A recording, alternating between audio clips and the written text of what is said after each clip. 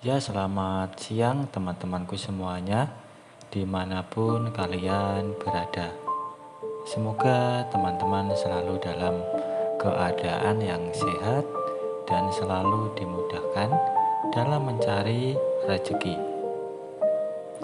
Berjumpa kembali bersama channel Yulian Story, channel yang berisikan tentang konten vlog yang disertai dengan konten cerita.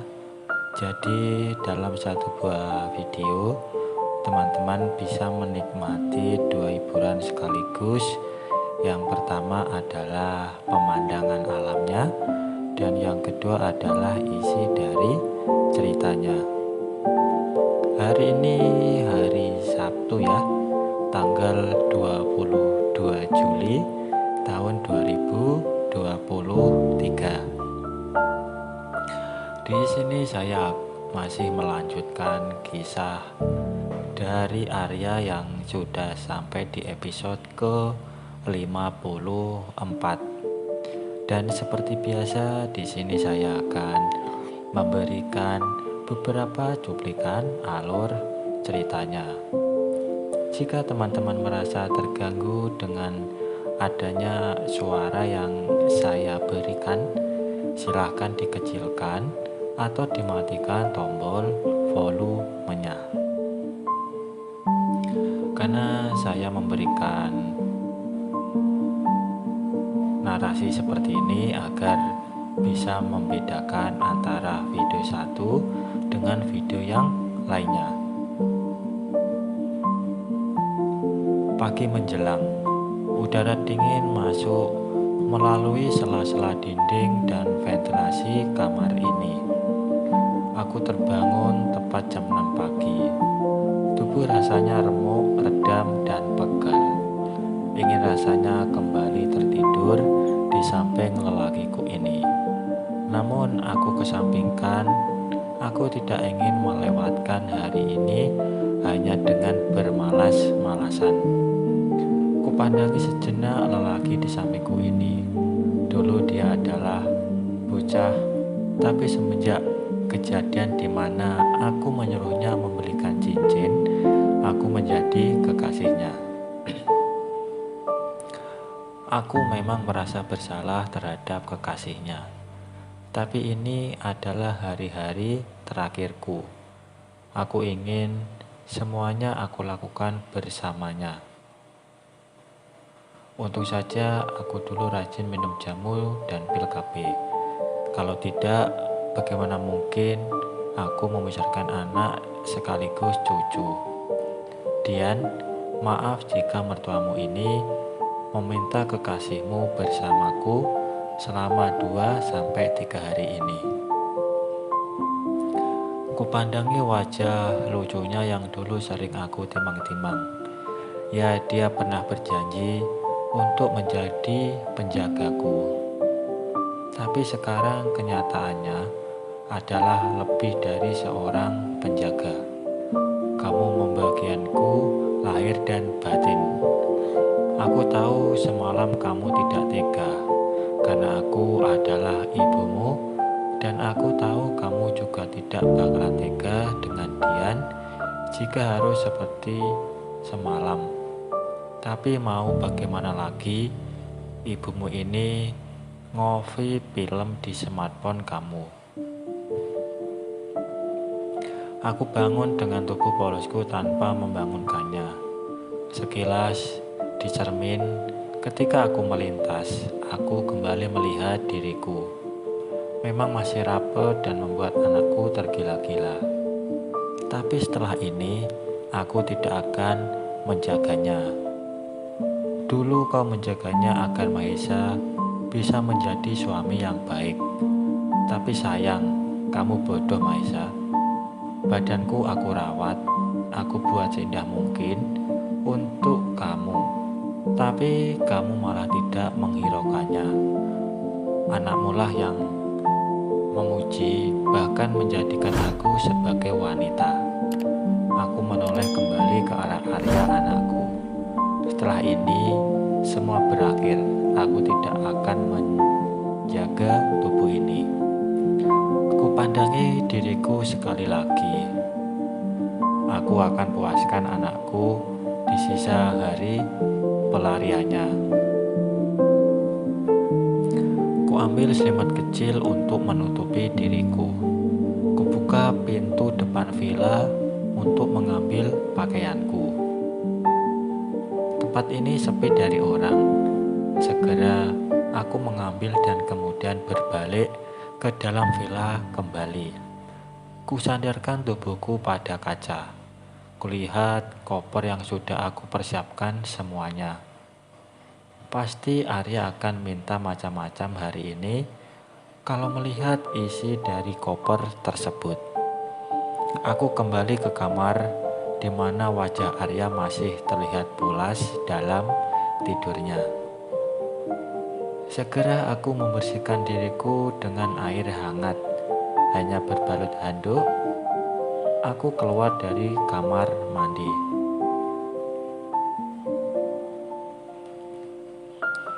Anak ini suka sekali ketika rambutku aku gelung ke belakang.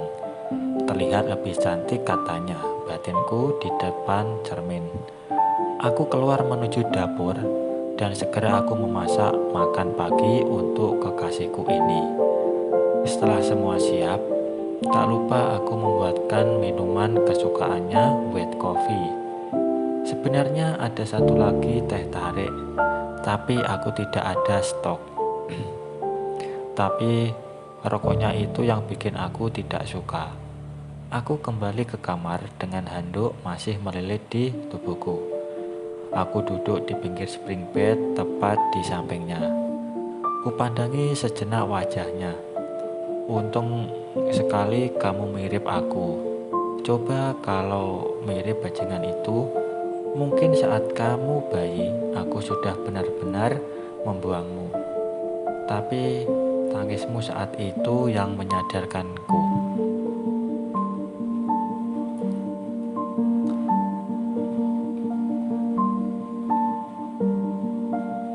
Dia segera bangun dan mengecup sekali lagi keningku. Anakku memang terkadang sangat romantis. Beruntung Dian akan memilikinya. Bagaimana denganku? Perasaanku sebenarnya sudah kembali menjadi ibunya. Hanya saja aku ingin berpisah dengan cara yang sama seperti pertama kali memilikinya sebagai seorang lelaki. Kulihat langkahnya sedikit gontai karena kantuk. Aku kembali ke dapur dan mengambil minuman kesukaannya. Kuletakkan minuman hangat itu di meja kamar, tapi aku tak mendengar gemericik air di dalam kamar mandi. Aku dekati kamar mandi itu dan kudorong pelan. Kulihat Arya sedang duduk di kursi kecil, tapi tak bergerak sama sekali. Kugayungkan air hangat yang ada di bak mandi. Sebenarnya ada bathtub untuk berendam, tapi aku tidak begitu menyukainya. Maklum orang kuno. Sembari aku memandikannya, Arya menggosok giginya. Ritual mandi tanpa gangguan sama sekali. Setelah mandi hanya menggunakan handuk dan aku duduk di sampingnya sembari memandangnya menikmati kopi. Pagi yang indah. Arya hanya mengenakan celana kolornya dan aku berlilitkan handuk makan pagi bersama. Setelah itu Arya berganti pakaian. Kutarik koper dan kuperlihatkan isinya di dalam kamar.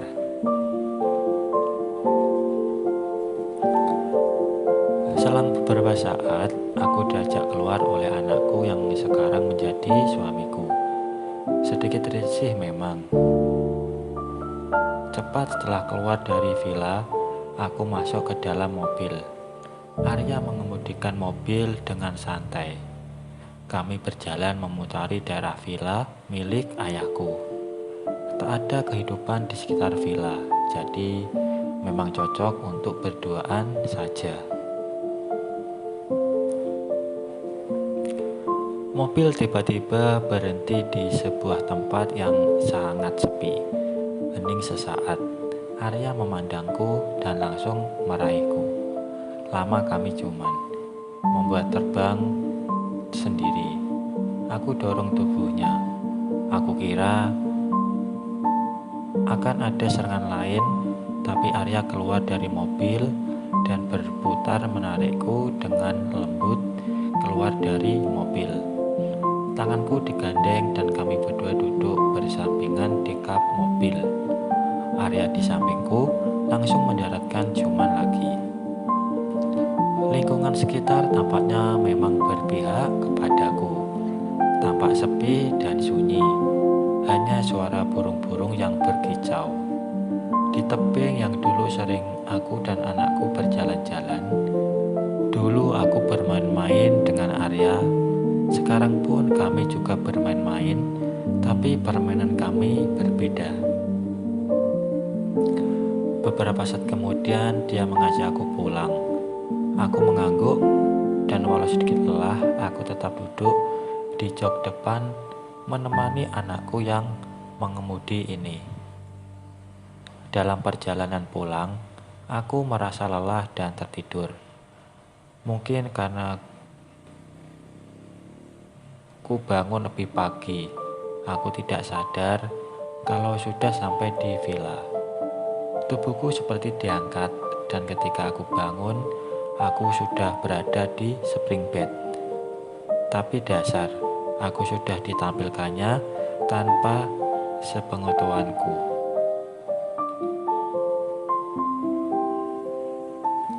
Selama jalan-jalan tadi memang tak ada orang lain di luar sana.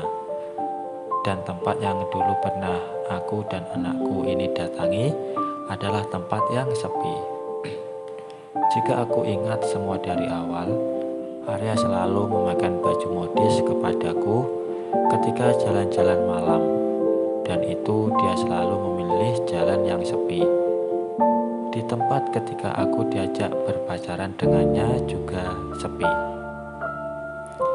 Beruntung kamu Dian, dan pasti kamu akan ditutupi olehnya. Jadi hati-hati kalau nanti kamu keluar pakai pakaian yang modis. Pasti kamu dimarahi sama lelaki di depanku ini. Baik teman-teman, mungkin sampai di sini dulu untuk cuplikan cerita yang bisa saya berikan. Kalau ingin lebih jelasnya silakan teman-teman simak ceritanya sampai selesai supaya tidak ketinggalan sama alur ceritanya. Dan kalau ada salah pengucapan maupun penulisan, saya minta maaf yang sebesar-besarnya. Semoga teman-teman dapat terhibur dengan cerita yang kali ini saya sajikan, dan nantikan kelanjutan ceritanya hanya di lain kesempatan. Saya ucapkan selamat siang, selamat beraktivitas, dan terima kasih.